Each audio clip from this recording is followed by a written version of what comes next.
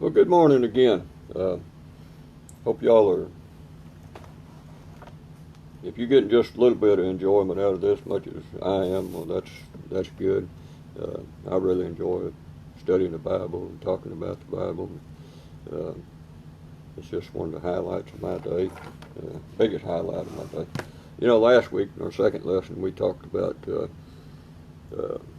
Kings chapter 17 and how the Israelites had been carried off into captivity. And so we want to continue that this week. We're going to be talking about the nation of Judah, which hadn't been carried off yet. It's coming, but it's not yet. And now King Hezekiah is going to be reigning over them. And let's see how he handles this. But, you know, let's go back to 17 for a minute first. Because, see, Judah is doing the same things that the nation of Israel is doing. But anyway, in verse 12 of 17 says, "And they served idols concerning which the Lord had said to them, You shall not do this thing. Yet the Lord warned Israel and Judah through all his prophets and every seer, saying, Turn from your evil ways and keep my commandments, my statutes, according to all the law which I commanded your fathers, and which I sent to you through my servants the prophets. However, they did not listen, but stiffened their neck like their fathers, who did not believe in the Lord their God." Verse 19, "Also Judah did not keep the commandments of the Lord their God, but walked in the customs which Israel had introduced." See, when Jeroboam was made king of Israel, well, he brought in this false worship, which Judah had been already doing because of Solomon. You know, Solomon's wives that he brought in from all the countries around the world. But Jeroboam carried it a step farther, and he made 2 golden calves for the people to worship instead of going back to Jerusalem to worship the temple, because he was afraid if they did, well, they'd turn from him and he would no longer be their king. So he was pleasing to God in the process of doing that. So anyway, let's see what happens with Judah now in chapter 18. It says, "Now it came about in the 3rd year of Hoshea, the son of Elah, king of Israel, that Hezekiah, the son of Ahaz, king of Judah, became king. 25 years old when he became king, and he reigned 29 years in Jerusalem. And his mother's name was Abi, the daughter of Zechariah. And he did right in the sight of the Lord, according to all that his father David had done. He removed the high places and broke down the sacred pillars and cut down the Asherah. He also broke in pieces the bronze serpent that Moses had made." Now, that bronze serpent right there is, if you go back into Exodus, you'll find that after God had turned the Israelites back into the wilderness because they did not obey him and go into the promised land when they were supposed to, he sent them back out into the wilderness again. And every male that was 20 years old and above was going to have to die before he would let them come back in again. But there were snakes there, poisonous snakes. And when they'd get bit, they'd die. So God told Moses to make this thing for them to, and it was like a image of a snake around a pole. And if they would look at it when they'd get bit, then they'd live. So it was something from God, but they're using it in the wrong place. Let's see where I'm at. He removed the high places and broke down the sacred pillars and cut down the Asherah.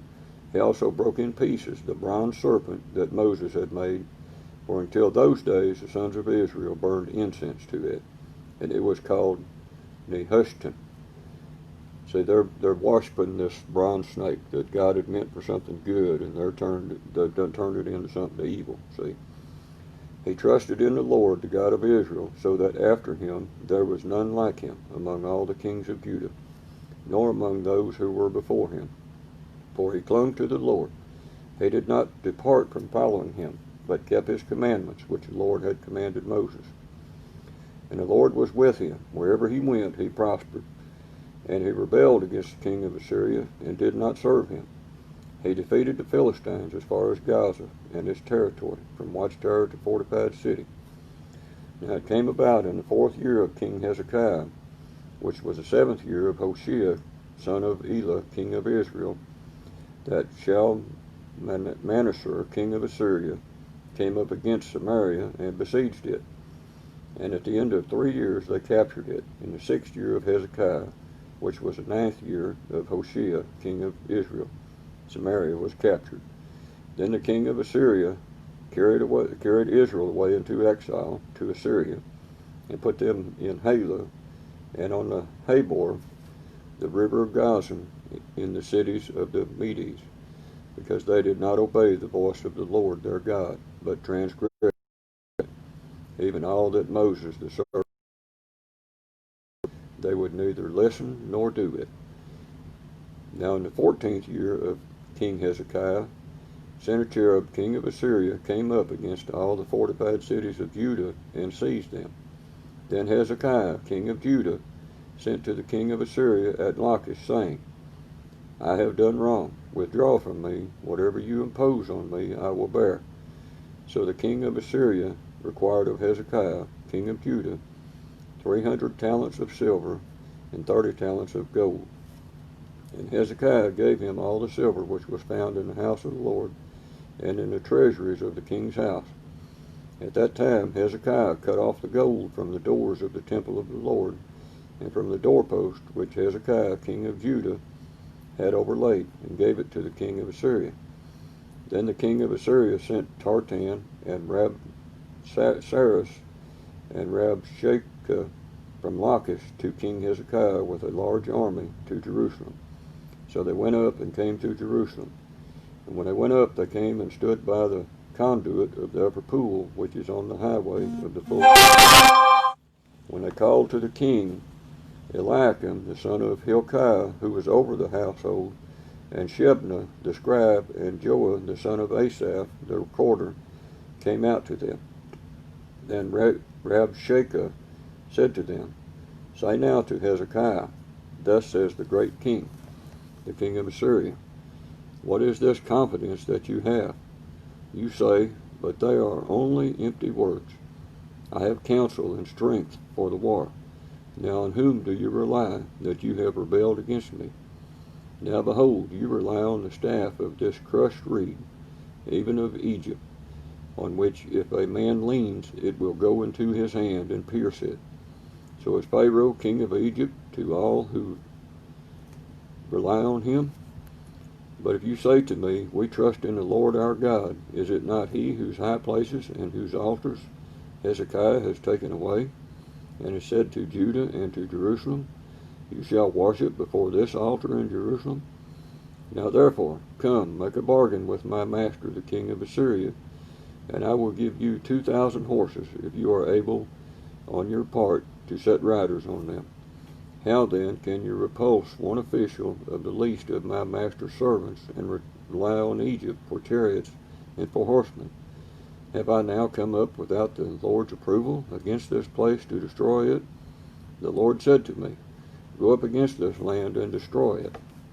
Then Eliakim, the son of Hilkiah, and Shebna, and Joah said to Rabshakeh, Speak now to your servants in Aramaic, for we understand it, and do not speak with us in Judean in the hearing of the people who are on the wall. But Rabshakeh said to them, Has my master sent me only to your master, and to you to speak these words, and not to the men who sit on the wall, doomed to eat their own dung and drink their own urine with you? Then Rabshakeh stood and cried with a loud voice in Judean, saying, Hear the word of the great king, the king of Assyria.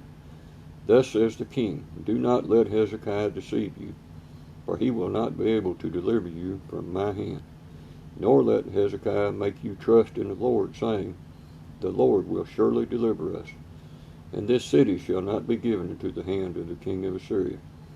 Do not listen to Hezekiah, for thus says the king of Assyria, Make your peace with me, and come out to me, and eat each of his vine and each of his fig tree, and drink each of his cistern, until I come and take you away to a land like your own land, a land of grain and new wine, a land of bread and vineyards.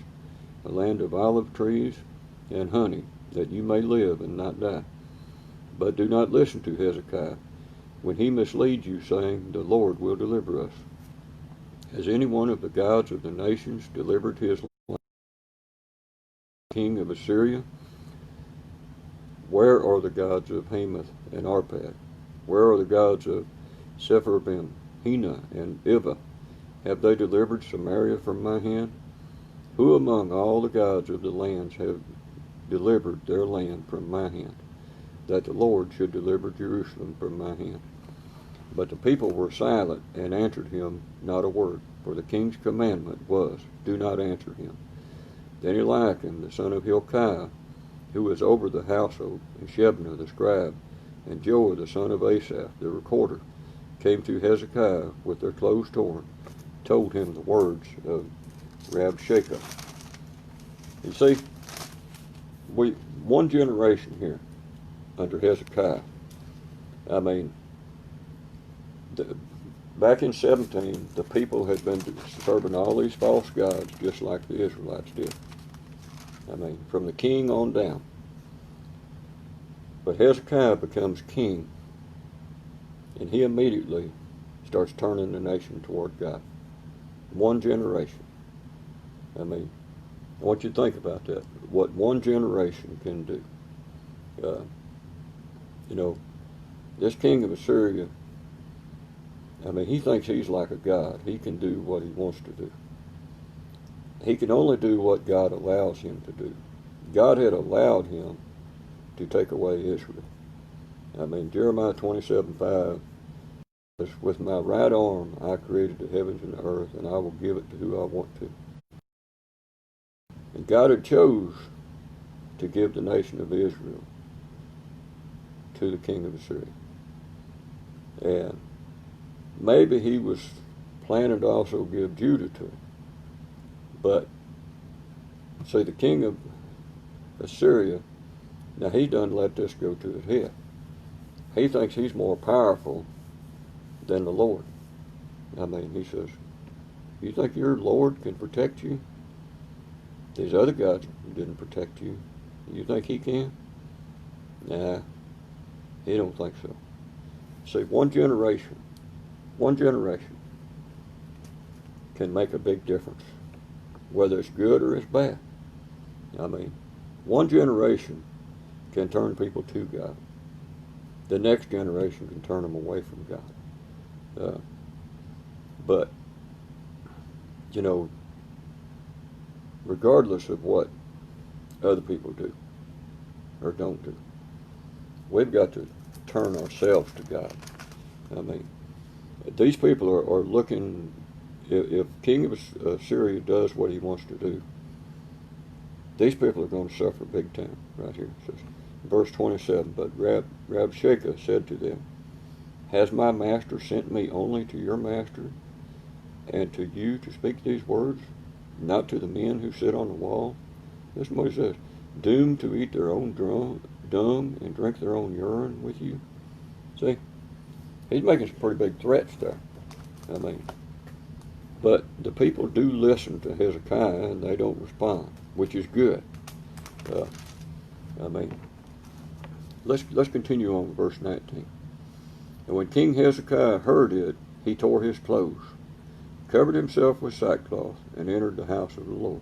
In other words, he's humbled himself before the Lord. He knows that he does not have the power to defeat the king of Assyria. He knows that. He knows his only hope is the Lord. See? So he humbles himself, tears his clothes, covers himself with sackcloth, and enters the house of the Lord. Then he sent Eliakim, who was over the household, with Shebna the scribe, and the elders of the priests, covered with sackcloth, to Isaiah the prophet, the son of Amos. And they said to him, thus says Hezekiah, this day is a day of distress, rebuke, and rejection, for children have come to birth, and there is no strength to deliver. Perhaps the Lord your God will hear all the words of Rabshakeh, whom his master, the king of Assyria, has sent to reproach the living God, and will rebuke the words which the Lord your God has heard. Therefore, offer a prayer for the remnant that is left, So the servants of King Hezekiah came to Isaiah, and Isaiah said to them, Thus you shall say to your master, Thus says the Lord, Do not be afraid because of the words that you have heard, with which the servants of the king of Assyria have blasphemed me.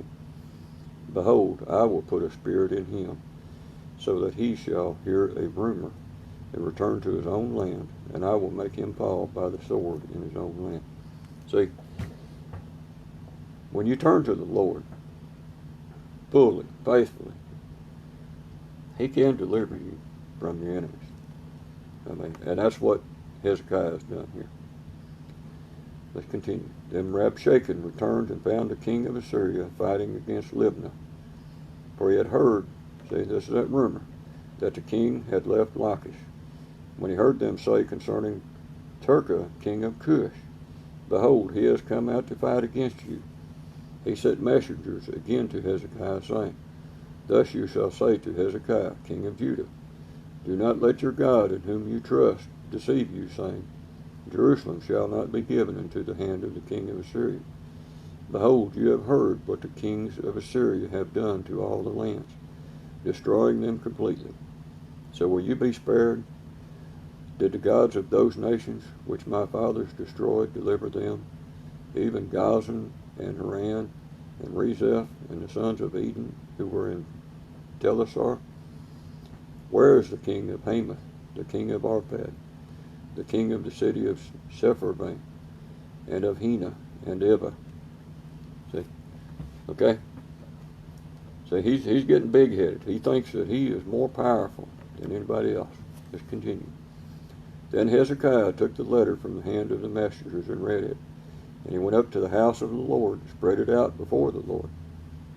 Hezekiah prayed before the Lord and said, O Lord, the God of Israel, who art enthroned above the cherubim, Thou art the God, Thou alone of all the kingdoms of the earth. Thou hast made heaven and earth. Incline thine ear, O Lord, and open thine eyes, O Lord, and see. Listen to the words of Sennacherib, which he has sent to reproach the living God. Truly, O Lord, the kings of Assyria have devastated the nations and their lands, and have cast their gods into the fire. For they were not gods, but the work of men's hands, wood and stone. So they have destroyed them. And now, O Lord our God, I pray, deliver us from his hand, that all the kingdoms of the earth may know that thou alone, O Lord, art God. See, Hezekiah, instead of trying to fight this battle on his own, he takes it before the Lord, spreads it out there in front of him, and prays about it. He knows the power of the Lord. He knows what God can do. I mean, he's got trust. He's got faith in God. That's the only hope he's got. I mean, without God, there's no way he can survive this. And let's see what God's answer is. Then Isaiah the son of Amos sent to Hezekiah, saying, Thus says the Lord, the God of Israel, because you have prayed to me about Sennacherib, king of Assyria, I have heard you. This is the word that the Lord has spoken against him. She has despised you and mocked you, the virgin daughter of Zion. She has shaken her head behind you, the daughter of Jerusalem. Whom have you reproached and blasphemed? And against whom have you raised your voice, and haughtily lifted up your eyes? Against the Holy One of Israel.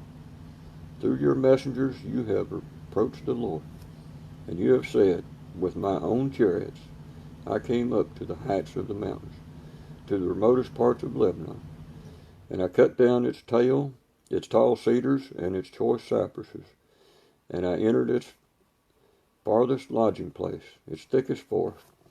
I dug wells and drank foreign waters, and with the sole of my feet I dried up all the rivers of Egypt.